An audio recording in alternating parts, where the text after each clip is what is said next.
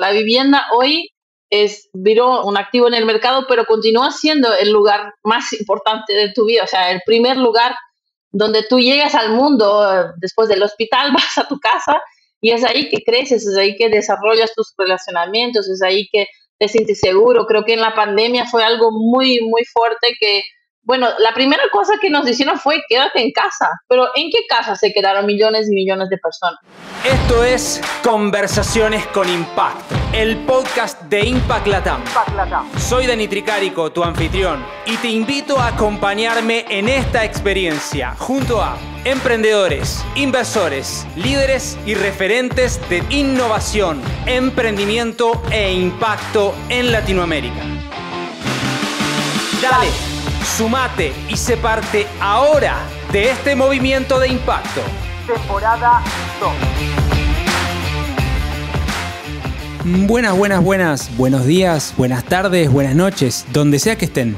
Bienvenidos a otro episodio de Conversaciones con Impacto, el podcast acerca de innovación, emprendimiento e impacto en Latinoamérica. En este podcast reunimos y entrevistamos emprendedores, inversores, líderes y referentes acerca de los temas de innovación, emprendimiento e impacto.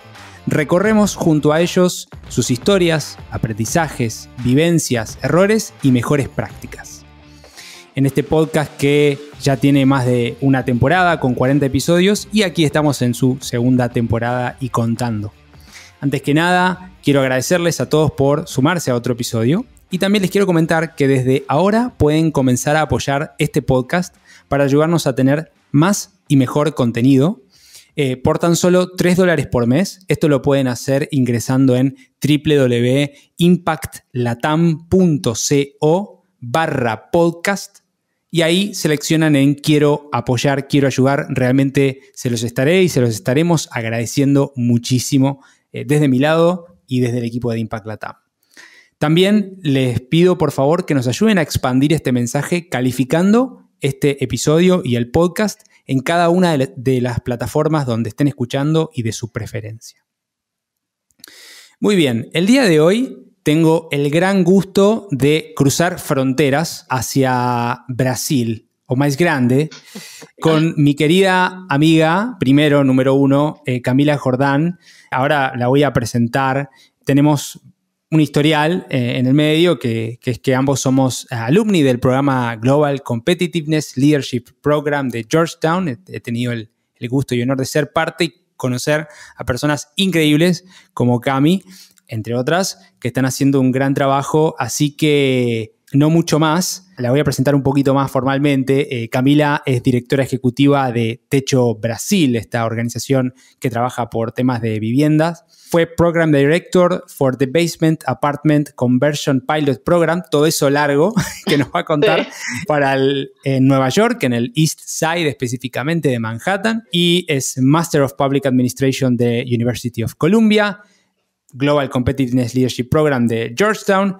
Ha sido nombrada como una de las 500 personas más influyentes de Latinoamérica por Bloomberg Línea.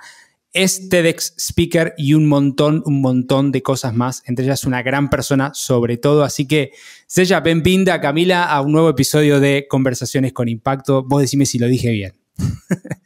No, perfecto. Muchas gracias. Y quería también aprovechar para saludar a nuestros amigos GCLers que espero que nos escuchen porque estamos todos ahí espallados y sí. Nada, estar más juntitos. Me imagino que estarán haciendo lo que hay que hacer, que es compartir y escuchar, los fellows, ¿no? Exacto. Bueno, Cami, querida, quiero arrancar, como siempre estoy, mientras preparaba esta linda charla, esta linda conversación, estuve viendo lo que escribís, estuve escuchando, creo que casi todo tu podcast y apariciones donde estuviste.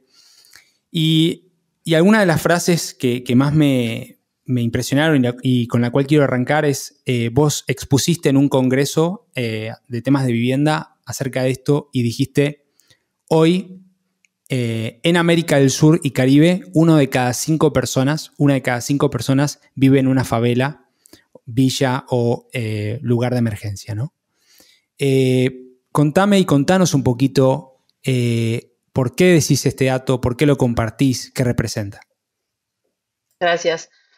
Bueno, creo que este dato es muy importante porque hablamos de tema, o sea, es un dato que trae desde su esencia em, la situación donde muchas millones de personas viven en Latinoamérica, que son asentamientos populares, que pueden tener diversas formas de concepción, ¿no? Diferentes de ciudades, más periurbanas, más fuera de centros urbanos, pero que tienen una característica que es hoy principalmente que tienen más de uno de sus derechos violados diariamente por no poder acceder a derechos básicos, así como vivienda, agua, educación, salud, movilidad, etcétera. Eh, Sus derechos no son reconocidos principalmente porque dónde viven, ¿no? Entonces, por ejemplo, un dato muy fuerte también es que la mayor parte de las personas que viven en asentamientos no tienen acceso a un código postal, así se dice en español. Sí, Eh, sí. bueno, entonces, si piensas algo tan simple es que tú utilizas para tantos temas en tu vida, desde probar dónde trabajas, etcétera, eh, acceder a derechos, y no tienes una dirección fija que te puede ayudar a acceder a todo lo que es formal, de gobierno, de trabajo, de la vida en sociedad. Entonces, lo que es importante también pensar es que sí, son lugares donde muchos derechos son violados, pero principalmente son lugares que son construidos a partir de la propia voluntad de las personas. O sea, todo que existe ahí fueron las personas que construyeron con sus propios recursos, con sus propias manos, con la ayuda de los vecinos y de las vecinas. Y eso es algo muy importante de reconocer, que es la producción propia del hábitat, porque lo que significa es, yo no pude acceder a un cierto al mercado formal, por ejemplo, tuve que, bueno, pensar cómo iba a vivir. Y fui ahí a este lugar, encontré otras personas, en fin, cada lugar tiene su historia. Y construí mi casa, construí la forma como obtengo agua o no, electricidad, todo eso es de construcción propia. Entonces hay mucho potencial, muchas capacidades que ya existen en estos lugares. Entonces no podemos también mirar los asentamientos solo como lugares de falta, de violación de derechos, pero también como lugares de mucha potencia, de mucha fuerza, de mucho conocimiento, y que hoy simplemente están excluidos de la sociedad, o sea, vulnerabilizados y muchas veces con políticas públicas que no llegan a las personas que más necesitan. Claro, claro.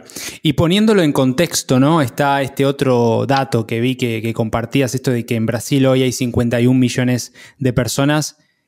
Es un montón. En Argentina yo creo que debemos ser 50, casi la población de Argentina entera, que vive en la pobreza, ¿no?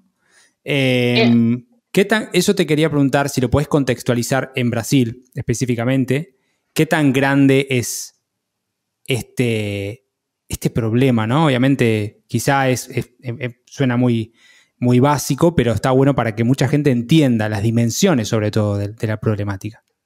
Perfecto. Bueno, en Brasil la realidad es que son más de 62 millones de personas ahora que viven en situación de pobreza. Muchos Un número, más, ok. sí, que principalmente, bueno, no solo en América Latina, pero Brasil, con la pandemia, entendimos que los avances que tuvimos en los últimos 20 años fueron totalmente retrocedidos en poco más de 2 años. O sea, también tenemos que poner en cuestión el avance que hicimos, si era realmente estructural, si era algo claro. transformacional, generacional, porque en 2 años todo se fue por abajo y retrocedemos muchísimo. Entonces, eso, en Brasil vimos la situación de personas que ya vivían ahí, tal vez viviendo de salario en salario, pero con cualquier cosa que pasa, en este caso, bueno, una pandemia internacional, perdieron todos sus ingresos y ahí o fueron a vivir en situación de desabrigo, o entonces fueron para favelas, para casas de otras personas, pero muchas favelas, por ejemplo, vimos en Brasil que tuvieron una expansión, no solo las que ya existieron, pero también nuevas. O sea, las personas dejaron de poder acceder al mercado formal de alquiler, por ejemplo. Entonces, eso, pensando en lo que tenemos que hacer en América Latina y en Brasil principalmente también, por sermos lo más grande, tenemos una responsabilidad muy grande en los números de personas que están en pobreza, en situación de pobreza. Y realmente pensar cómo hacer políticas públicas y cómo tener un pacto de sociedad en conjunto para que sean cambios realmente transformadores, que no sea algo que de un día para el otro termina o que no hace un cambio que sea realmente de largo plazo. Me puedes llevar, o nos puedes llevar a mí, a la audiencia, ¿no? ¿Cómo es lo que vos ves? ¿Cómo es una favela dentro del pasillo de una favela en Río, en San Pablo, en la ciudad que vos quieras? Contanos un poquito esa realidad. Y sobre todo esto, me gusta esto que decís de que es una fuente oculta, no visible, de potencial, de talento, de creatividad, de un montón de cosas. Pero me gustaría que puedas compartir como la visión integral de eso. Perfecto. Bueno, ahí, de nuevo, creo que hay tipos de asentamientos como hay culturas diferentes en América Latina y lo mismo pasa en los asentamientos. O sea, por ejemplo, cuando pensamos en una favela en Río, siempre pensamos ahí las favelas que están en el auto, en las montañas, ¿no? Sí. Que ya están también muy consolidadas, ¿no? La mayor parte de las viviendas son ya de bricks, no sé cómo se dice. Sí, ya son fabricadas con ladrillos, con eso, con ladrillos, eso.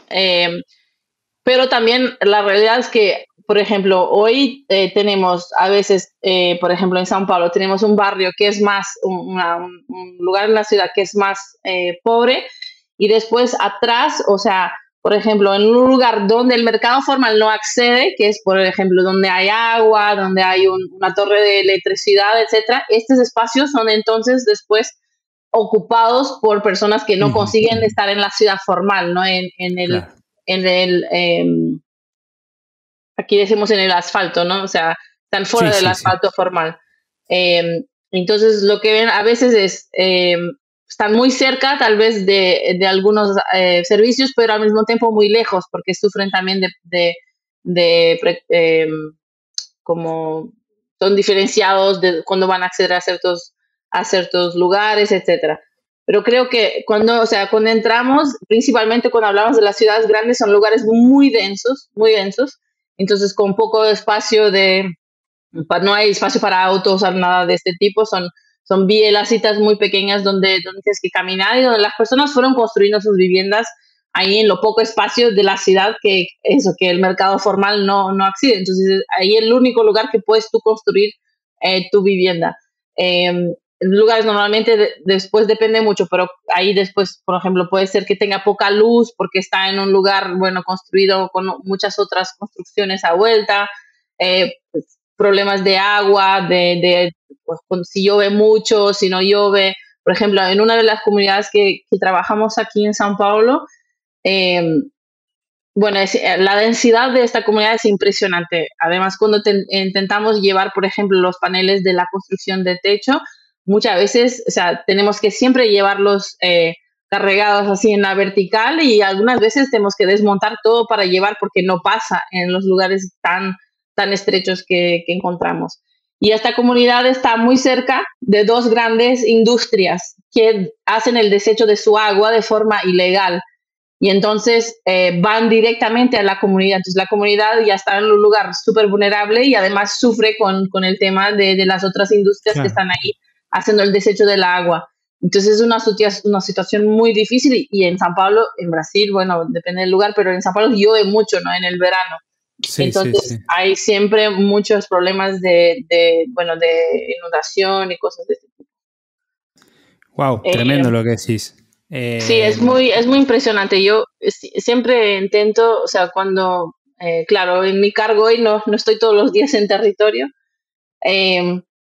pero cuando voy siempre hago como un check-in conmigo misma, que es, continúo, cuando miro esta realidad de tanta desigualdad y tantos derechos violados, continúo indignada, tengo que continuar indignada, no puedo venir y pensar, sí, es normal, ya lo vi millones de veces, ya hablé con personas que viven en esa situación millones de veces, ya construí muchas viviendas, y siempre estos check-up, como cuando entro, cuando salgo, continúo indignada, continúo sin pensar que esto es normal y que no que podemos vivir así. Eso es siempre algo que hago, porque si algún día pienso que eso está normal, que no estoy completamente como indignada con la situación, entonces algo ya está mal, ¿no? Y por eso, y por el otro lado, como dijiste, que son lugares donde hay personas increíbles, hay personas que tienen mucho potencial y ya capacidades, ni siquiera es solo el potencial, es que ya están haciendo cosas increíbles. Una de las personas de mi equipo siempre dice, no habría un CEO de una empresa que lograría pasar un día en el papel de un liderazgo comunitario. O sea, el desafío es tan grande, tan complejo, con tantas cosas que, o sea, nadie podría sobrevivir a un día solo, algunas horas en este cargo. Por eso, porque realmente son lugares hiper complexos, pero son con personas que están ahí sobreviviendo, intentando hacer el mejor que pueden con los pocos recursos que tienen. Y sí es muy triste pensar que muchas personas no van a poder como disfrutar de todo su potencial, de todas sus capacidades, porque no tienen el mismo acceso, porque no tienen las mismas oportunidades que otras personas tienen. Y hay factores estructurales, ¿no? De obviamente tener una vivienda, tener una casa.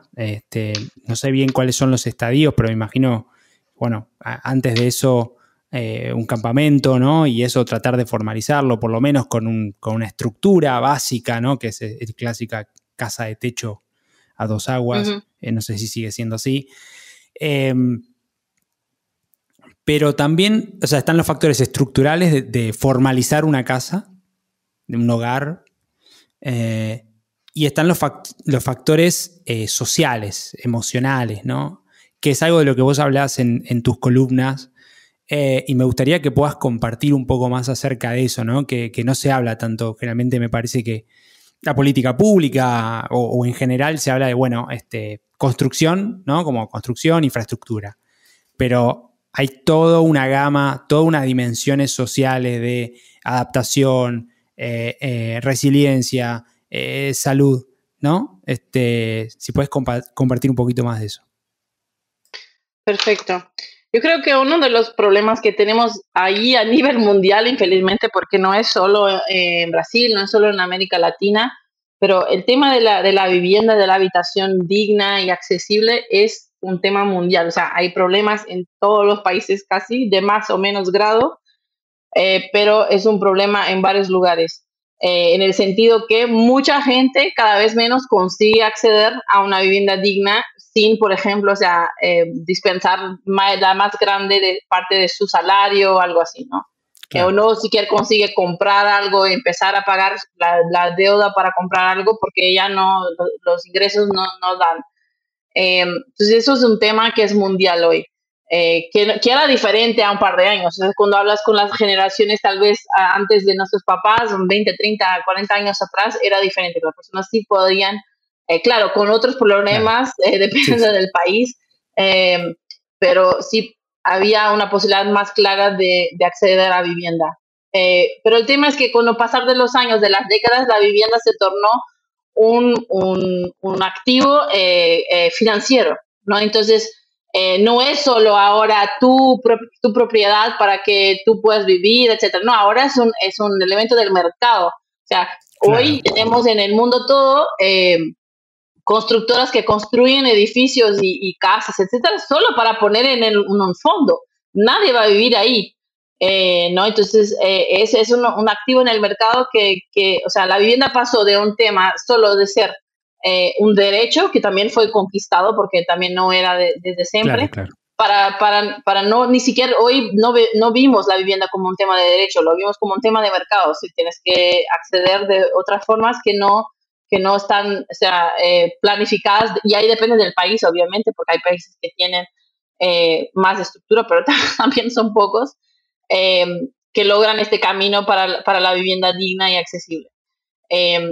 Y hoy cuando pensamos, y la ONU cuando dice qué es una vivienda digna y adecuada, no es solo, o sea, la vivienda, la estructura donde estamos ahora, pero hay 7 criterios diferentes que tenemos que considerar cuando hablamos de vivienda. Entonces, por ejemplo, hay que tener seguridad de la pose, ¿no? O sea, la vivienda y sus ocupantes tienen que tener un grado de seguridad sobre el lugar donde estás viviendo. O sea, no puede entrar alguien acá de un día para el otro, no debería para despejarme a la calle. Segundo, tiene que acceder a servicios. Entonces, agua, saneamiento, luz, etcétera. 2, tiene que ser, no puede comprometer tu ejercicio de otros derechos. Por ejemplo, entonces si yo estoy utilizando 70% de mi ingreso para pagar el alquiler, no está bien, porque no voy a poder acceder a otras cosas en mi vida, porque no voy a tener ingresos suficientes para vivir. Tiene que ser un lugar adecuado de habitabilidad, o sea, no puede llover dentro, esas cosas que deberían ser básicas, pero sabemos que no. Debe ser accesible para grupos específicos que sean marginalizados, desde deudas históricas, sociales, como también temas por ejemplo, una persona que necesita de una vivienda que tenga espacio para su wheelchair, ¿cómo se dice? Sí, su silla de ruedas. Eso, silla de ruedas. Como accesibilidad. Exacto, más directo a eso. Tiene que estar bien localizada y eso, bueno, sabemos que es un tema muy grande de las ciudades y además de las grandes ciudades. Y también tiene que ser adecuadamente, o sea, culturalmente adecuada, que es también algo que casi nunca pensamos. Entonces, para considerar que una vivienda es digna y adecuada, tiene que tener este set de criterios.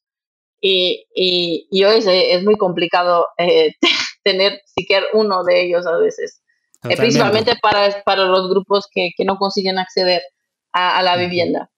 Y entonces lo que es también muy importante pensar es eso, la vivienda hoy viró un activo en el mercado, pero continúa siendo el lugar más importante de tu vida, o sea, el primer lugar donde tú llegas al mundo. Después del hospital vas a tu casa y es ahí que creces, es ahí que desarrollas tus relacionamientos, es ahí que te sientes seguro. Creo que en la pandemia fue algo muy, muy fuerte que, bueno, la primera cosa que nos dijeron fue quédate en casa, pero ¿en qué casa se quedaron millones y millones de personas?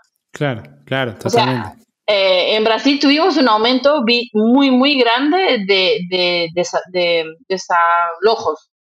Entonces, las personas estaban en una vivienda, dejaron de pagar y fueron enviadas para la calle en el medio de la pandemia. O sea, ni siquiera, o sea, para quien tiene una vivienda digna es muy difícil imaginarte esto, ¿no? Y mismo a veces las personas estaban ahí viviendo en situación ya de vulnerabilidad y ahí también llegaron personas para hacer desalojos. Entonces, este lugar que debería ser nuestro lugar más seguro, nuestro primer lugar en el mundo, estamos lejos de eso, ¿no? Estamos lejos de tener este derecho garantizado en Brasil y por el mundo afuera. ¿Qué nos pasó en el medio, no? Porque si se declaró como un derecho universal, ¿no? Por la ONU y demás, y sí, prácticamente no estamos, a veces se cumple uno de los 7, no sé, ponele, depende del lugar. ¿Qué tema? Y quiero llevarte, Cami, a hacer una comparación, ¿sí? Obviamente es una comparación que no resulta, digamos, equilibrada para nada, pero sí me interesaría conocer las diferencias o quizá las similitudes, puede ser más interesante, que vos viste cuando trabajaste temas de habitacionales en Nueva York, en el East Side de Manhattan, versus o comparado con la actualidad que vos ves en Brasil en estos espacios, en estos lugares. ¿Hay similitudes? ¿Hay algo? ¿Qué te parece? Perfecto. Bueno, en primer lugar fue en Brooklyn en realidad, pero es un lugar en Brooklyn que se llama East New York. Es confuso. Entonces es Brooklyn, perdón. Pero fue en Brooklyn. No hay problema. Bueno, lo mucho fue muy, muy interesante. O sea, mi pasada por los Estados Unidos, por Nueva York, más específico, principalmente por temas de vivienda, porque es una ciudad que ya pasó por muchos extremos de vivienda diferentes con su historia. Entonces, desde los años 80, donde las personas salían, la ciudad quemaba, había mucho abandono de las casas, de los departamentos, etcétera. Entonces, tuvieron que tener políticas públicas para atraer, para invertir en los lugares, para que las personas no saliesen de la ciudad. Y ahora una ciudad, bueno, que tiene muchos departamentos de lujo que están vacíos, más de 80.000 personas que viven en situación de desabrigo todas las noches. Y bueno, hay siempre una migración muy grande para la Meca, que es Nueva York. Entonces, tienen ahí un espectro muy amplio de problemas de habitación en las décadas, y por eso también me enamoré mucho de la ciudad, por tener muchas ONGs, muchos think tanks, muchas personas pensando, centros de estudio en las universidades pensando en este tema de vivienda. Y esta oportunidad de trabajar en este piloto fue muy interesante, porque realmente fue una conquista de la sociedad civil, de años y años luchando para que la ciudad mirase a los basements, a los sótanos, que ya eran ilegalmente alquilados para personas marginalizadas, muchas veces inmigrantes ilegales, y que vivían en situación muy peligrosa, porque si vives en un sótano que no está debidamente calificado para que vivas ahí, puede ser muy peligroso. O sea, desde lluvias, mucha agua que puedes morir ahogado, hasta incendios, que no hay salidas, aire, luz, todas estas cuestiones más físicas que no están garantizadas si no tienes como las características correctas. O sea, sí puedes vivir ahí, sí, hay formas de tener las situaciones, las características necesarias, pero también es muy caro en Nueva York hacerlo. Entonces, lo que pasa es que en barrios más pobres, las familias que tenían o tienen casas alquilan a otras personas más pobres todavía de forma ilegal, pero es malo para todos. O sea, no es bueno para nadie. Y entonces había muchas organizaciones, y todavía hay un movimiento para que la ciudad mirase este tema, porque es un tema en teoría que sería mucho más fácil de resolver que, por ejemplo, construir nuevo, porque en Nueva York ya no hay espacio.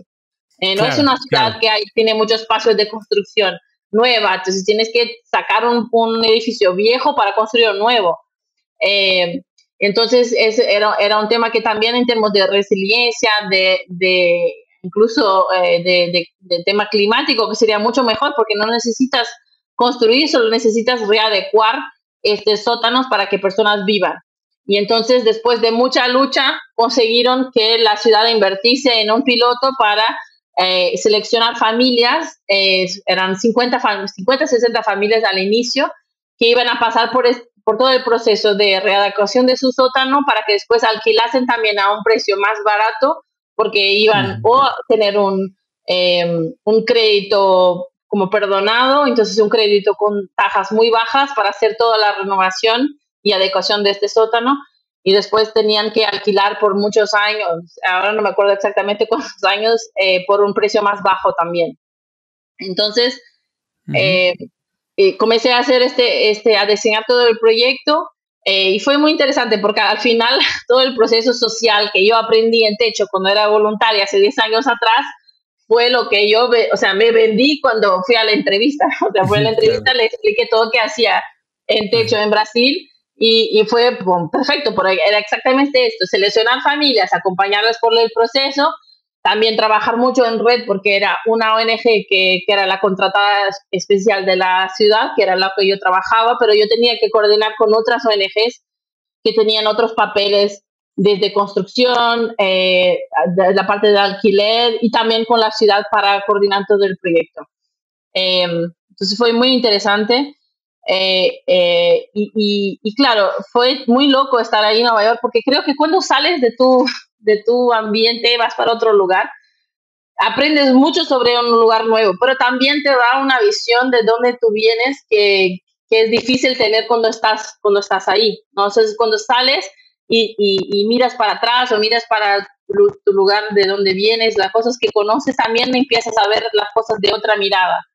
Entonces, para mí fue muy interesante estar en Estados Unidos, que tiene, y Nueva York en especial, que es la meca de diversidad, que es un poco como Brasil en ese sentido, porque Brasil es súper diverso, de poder entender y aprender mucho sobre dinámicas sociales que eran diferentes, pero al mismo tiempo también parecidas, porque al final el ser humano y nuestros instintos de comunidad o de exclusión se repiten por todo el mundo, ¿no? Entonces, pero después entender como las cuestiones culturales, ¿no? En Estados Unidos, por ejemplo, en Brasil no tuvimos un tiempo donde, por ejemplo, los blancos y las personas no blancas estaban separados como en Estados Unidos. Entonces, eso tuve consecuencias sociales, tanto en Brasil como en Estados Unidos, que son diferentes. Pero claro, el racismo continúa de formas diferentes y al mismo tiempo también de la misma forma, que es en Brasil y en Estados Unidos son países hiperviolentos que matan personas negras a cada minuto. Entonces, linkear eso con todos los temas sociales que yo trabajo de vivienda también fue muy interesante. Además que East New York es también un lugar de muchos inmigrantes latinos, así que pude practicar mucho mi español. Ahí está, ahí aprendiste. Sí, o sea, sí también, pero sí, y tenía un equipo también que era en su gran mayoría latino. Entonces fue súper interesante como toda esta mezcla y cómo todo se da, y las estructuras de las instituciones, que también es súper diferente, ¿no? Nueva York versus Brasil. Solo este piloto tenía un budget de más de 6 millones de dólares, que después fue cortado porque la pandemia empezó y como manejaron esta plata para otro lugar, y el piloto fue reducido, pero continúa con menos personas. Y entonces, no sé, fue una viaje muy loca en varios aspectos. Estamos hablando con Camila Jordán, directora ejecutiva de Techo Brasil, acerca de temas de vivienda y mucho más. Cami, quiero llevarte ahora sí al trabajo que hacen con el equipo de Techo en Brasil. Obviamente, Techo es una organización conocida, pero me gustaría que compartas un poquito acerca del trabajo que hacen y específicamente este estudio que realizaron junto a Getúlio Vargas, ¿no? Universidad, ¿no? Sí. Es una universidad. Sí. Universidad Getúlio Vargas, acerca de justamente este tema de la construcción de viviendas de emergencia y el impacto que tiene en las familias y un poco más. Perfecto. Bueno, Techo en Latinoamérica ya había hecho otros estudios de evaluación de impacto, ¿no? Es un tipo de evaluación muy importante cuando hablamos de programas sociales, pero en Brasil nunca lo habíamos hecho. Entonces fue una pesquisa, un estudio que empezó en 2019, pre-pandemia, donde íbamos a evaluar, ¿no?, grupos de personas que construyeron una vivienda con techo y grupos de personas similares, con características similares, que no habían construido con techo. Para poder entender cuál es realmente el impacto de la vivienda, en la vivienda de emergencia, en este caso, en la vida de las personas.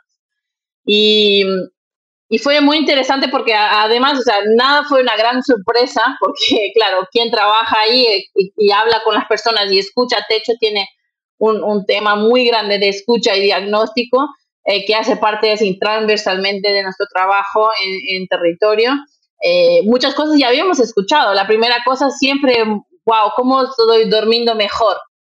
¿Cómo ahora puedo dormir en mi casa tranquilamente? Algo que parece simple, pero cuando vas pensando en los impactos que eso tiene de años y años, hoy sabemos entonces que las personas que tienen, y ahí es impresionante, porque la vivienda de emergencia es una vivienda de emergencia. No es la vivienda digna que deberíamos todos tener. Es una solución emergencial para una situación de alguien que vive en una situación tan vulnerable que un día más en esta situación no puede existir. O sea, por eso es una vivienda de emergencia.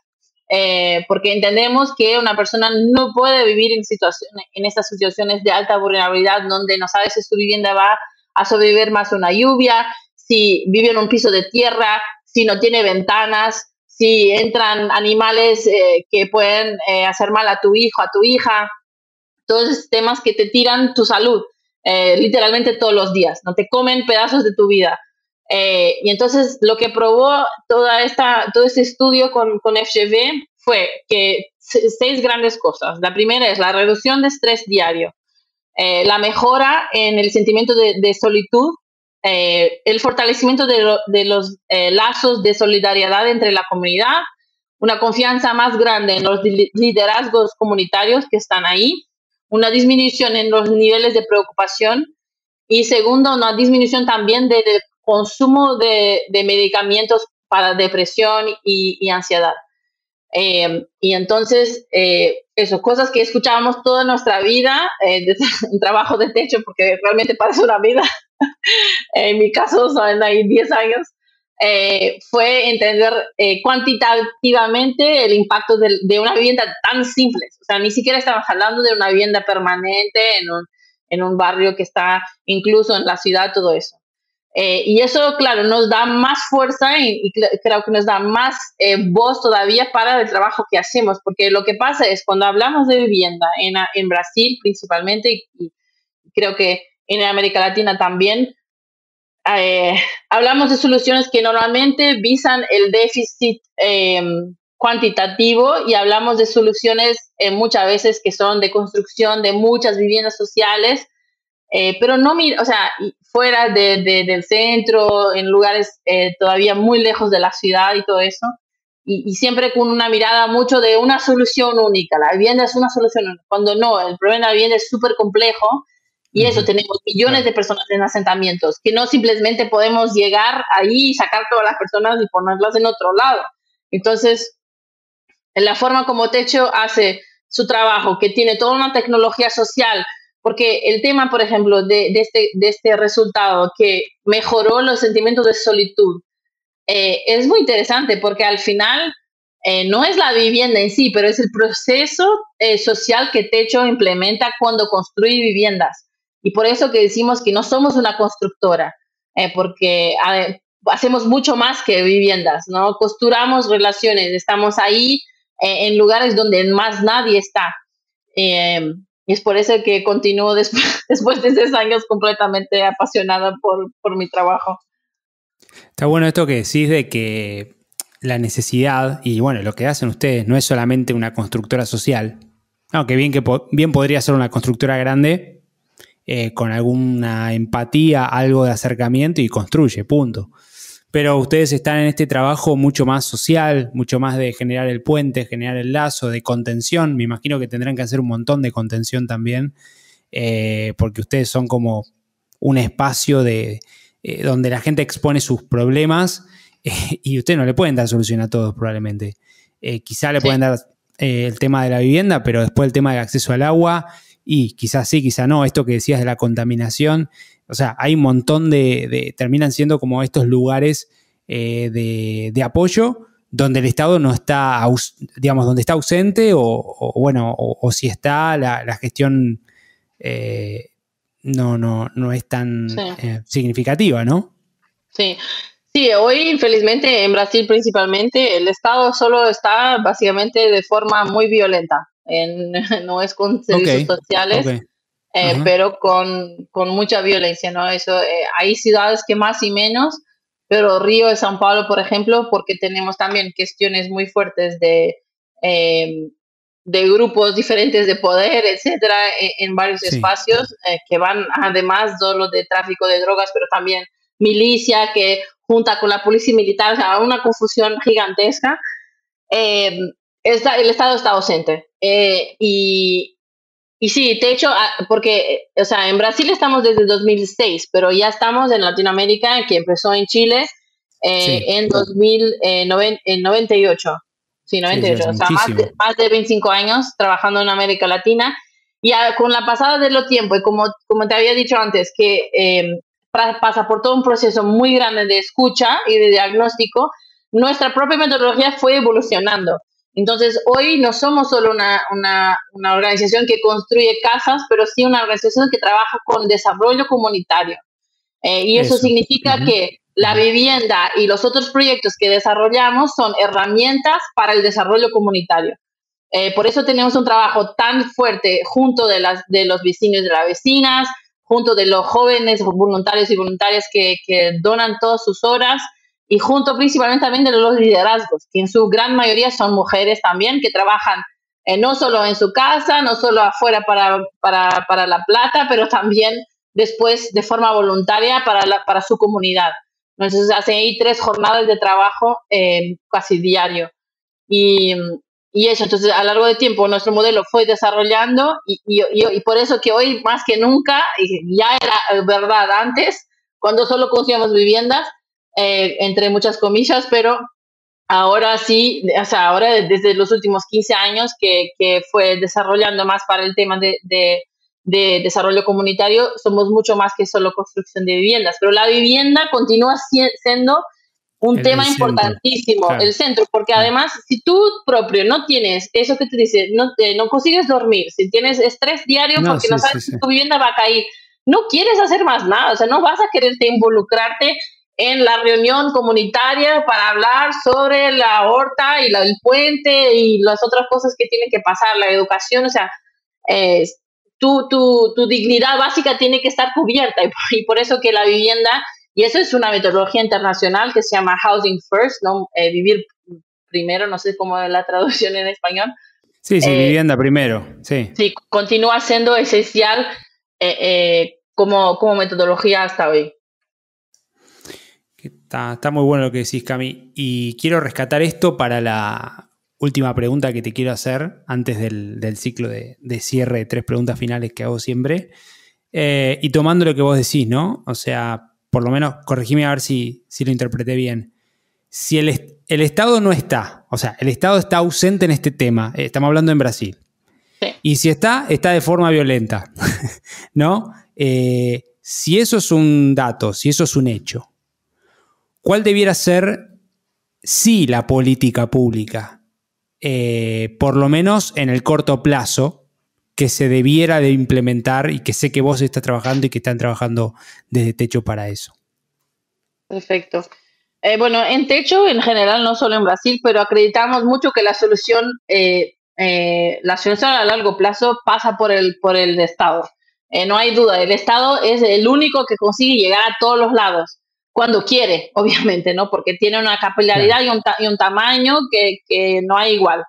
Entonces, nuestro, que llamamos en Techo, nuestro endgame, o sea, esa metodología de endgame, es sí que nuestro modelo de trabajo sea adoptado por políticas públicas y que Techo sea ahí un partner a largo plazo del Estado. Eso pasa más o menos en diferentes países de acuerdo con la apertura o no de los estados, de los gobiernos.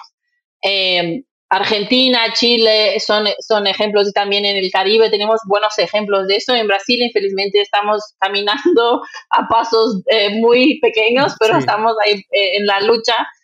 Pero eso significa que a corto plazo, un ejemplo, por ejemplo, que para poner así también los puntos en los ISES, durante la pandemia, el Estado tenía una dimensión muy grande de poder llegar a mucha gente, pero hay lugares que por falta de confianza, por no estar no llegan. ¿Qué podrían haber hecho que no hicieron? Por lo menos en Brasil, yo sé que hicieron en otros países, era accionar las organizaciones que están en estos lugares para hacer el puente. O sea, tu Estado ahora no vas a entrar, o sea, Techo tiene pasaje en lugares donde el Estado hoy no tiene, y nadie pone los pies ahí, porque no pueden, porque tienen miedo, porque no hay confianza ninguna. Y eso no es el caso de Techo, porque nosotros estamos todos los fines de semana en la comunidad.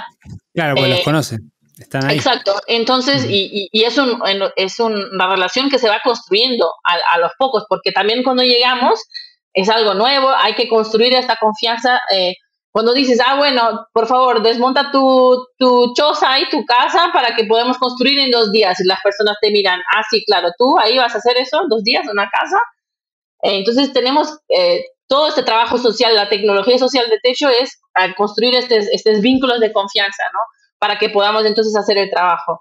Pero lo que veo hoy es que en Brasil, por lo menos, el Estado no sabe trabajar en conjunto con las organizaciones de la sociedad civil.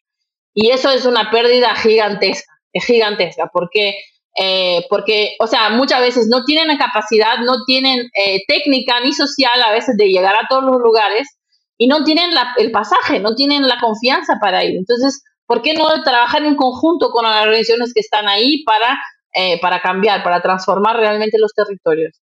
Y eso es nuestra lucha, no solo en Brasil, pero en América Latina realmente, de nuestro modelo participativo, porque además todo el desarrollo comunitario que hacemos es participativo. Techo no llega y dice, tenemos que hacer eso o aquello, no.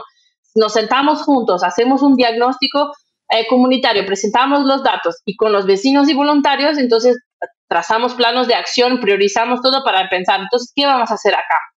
¿Qué es la prioridad de este territorio? Porque tal vez tú, Dani y yo, Camila, llegamos a un lugar y vamos a decir, acá no hay árboles, o acá no hay mucha basura en todos lugares, esto es el problema, pero la comunidad tal vez el tema es del agua, el agua no llega, el agua llega una vez, claro, 2 veces a la semana a las 3 de la mañana. Entonces, por eso que Techo tiene este modelo participativo, que es algo que es una, en Brasil decimos una joya rara, que es como algo muy especial, nuestro tesoro es nuestra metodología. Claro, y queremos compartir, queremos que todos lo utilicen, mucho más el Estado. Y para eso caminamos y para eso trabajamos ahora y siempre. Buenísimo. Bueno, querida Cami, hicimos un lindo recorrido acerca de estos temas de acceso a vivienda, los factores que lo involucran, comparamos y mucho más. Te voy a hacer las últimas preguntas. Si tuvieses que regalarle un libro, serie o película a otra persona, ¿cuál sería? ¿Y por qué? Muy bien. Bueno, voy a recomendar solo libros, porque yo soy una viciada en lectura. Y voy a recomendar 2 también, que es difícil, porque yo me gusta mucho hacer como lo que llaman de biblioterapia, o sea, de recomendar muy específico para lo que la persona quiere. Pero haciendo una recomendación general, una es un libro que creo que solo hay en inglés, que se llama Smart Enough City. Entonces ahora con esta moda, o sea, que ya hace unos par de años, ¿no? De la Smart City, etcétera. Yo tengo muchos problemas con este tema, o sea, por el tema de de ponernos tanto enfoque en tecnología y cosas que brillan y hacen lucitas y algo, cuando las personas no tienen agua, etcétera. Entonces, este libro es muy interesante, es una pesquisa de un pesquisador en Harvard, creo que es Harvard o MIT, no me acuerdo, que hace mucho de hablar sobre qué es la ciudad, qué debería ser la inteligencia de la ciudad verdaderamente. Es muy, muy bueno, recomiendo. Creo que hay en PDF también disponible online. Bien, y The Smart Enough City. The Smart Enough City. Eso lo vamos a dejar en los links, como siempre, del episodio. Y el otro libro es que se llama, en español se llama Pequeñas Cosas Bellas. En inglés es Tiny Beautiful Things. Y es un libro de cartas, y consejos. Y es una de los libros, o sea, mi top 10, tal vez top 5 libros que ya leí, y creo que es un libro que tiene así poderes curativos. Y es un libro para quien necesita de coraje en algún momento de su vida, recomiendo este libro. No voy a decir más. Buenísimo, me gusta esto de la biblioteca terapia, me gusta. Bueno, Cami, y la última, si tuvieses que darte un consejo a vos misma cuando tenías 15 años o en la adolescencia, ¿cuál hubiese sido? Qué difícil. Yo personalmente odié la adolescencia, así que siempre cuando pienso, wow, qué bueno que este tiempo pasó, que ya no que ya pasó. Pero yo creo que la verdad, no sé si sería un consejo nuevo, pero para mí en la adolescencia lo más importante fueron mis amistades, las relaciones que construí con mis amigas y mis amigos, que tengo hasta hoy, muchos de ellos, y que fueron como esenciales para momentos difíciles, para el crecimiento, y todavía es algo que para mí es muy importante. Es la familia que construimos porque queremos, ¿no? Porque invertimos en estas relaciones. Entonces, creo que la verdad es que continúa con tus amigos y disfrutas también el tiempo donde No es tan chistoso, pero al mismo tiempo es más como libre, ¿no? Sin preocupaciones, sin universidad, sin cuotas para pagar, etcétera. Buen momento. Sí. Tiene sus cosas buenas. Bueno, querida Cami, ¿algo más que quieras comentar antes de ir cerrando el episodio? ¿Algo que quieras decir que no hayamos destacado? No, o sea, muchas gracias por este espacio. Me encanta mucho escuchar. No escuché todos los 40 episodios, pero ya Son escuché muchos. Son muchos. Pero hay personas increíbles y también, o sea, tu papel en traer los temas y la forma como lo haces es muy bonita. Entonces, para benizarte y decir que estoy muy honrada de ser invitada acá. Gracias, no, el honor es todo mío y gracias por compartir, abrir tu experiencia, tu corazón y mucho más. Cami, para aquellos que quieran contactarles a vos, a Techo, ¿cuál es la mejor forma de encontrarlos, de escribirles? Bueno, pueden agregarme en LinkedIn, Camila Jordan. Ahí estoy todos los días haciendo el trabajo de dirección ejecutiva. Y Techo, bueno, pueden seguirnos en la página internacional que es techo.org, tanto en online cuanto en Instagram. Y Brasil lo decimos Teto, ¿no? Porque es techo en portugués, entonces teto.bra. Ahí también estamos en las redes con este nombre y acompañar un poco de nuestro trabajo. Fenomenal. Bueno, querida Cami, gracias. Esta no será la última conversación. Probablemente en algún momento, cuando tenga alguna gran novedad, también podés sentirte libre de volver y contar como tu espacio, ¿sí? Muchas gracias. Así que gracias a vos, Cami, y gracias a todos y cada uno de ustedes por compartir este episodio de Conversaciones con Impacto. Su tiempo y hacer de esto una linda experiencia. Les recuerdo que desde ahora pueden seguir apoyando este podcast, ahora monetariamente, con tan solo $3 por mes, y pueden hacerlo en www.impactlatam.co/podcast. Ahí eligen en Quiero apoyar y ya los lleva a la página, así que estaremos completamente agradecidos para llevar más y mejor contenido a toda la región. Como siempre digo, si te gustó este episodio, compartilo. Si no te gustó, escribinos a info@impactlatam.co para poder seguir mejorando, y todo este feedback que nos dan es bienvenido. Y por favor, ayúdennos calificando este episodio y este podcast en cada una de sus plataformas de preferencia. Así que nos estaremos encontrando en el próximo episodio de Conversaciones con Impacto, con más contenido, más speakers y mucho más de estos temas. Así que, donde sea que estén, buenos días, buenas tardes y buenas noches. Muchas gracias por sumarte a este nuevo capítulo de Conversaciones con Impacto. Te invito a sumarte a esta comunidad de hacedores que está cambiando el mundo. Ingresá ahora en www.impactlatam.co. Sumate y sé parte ahora de este cambio. www.impactlatam.co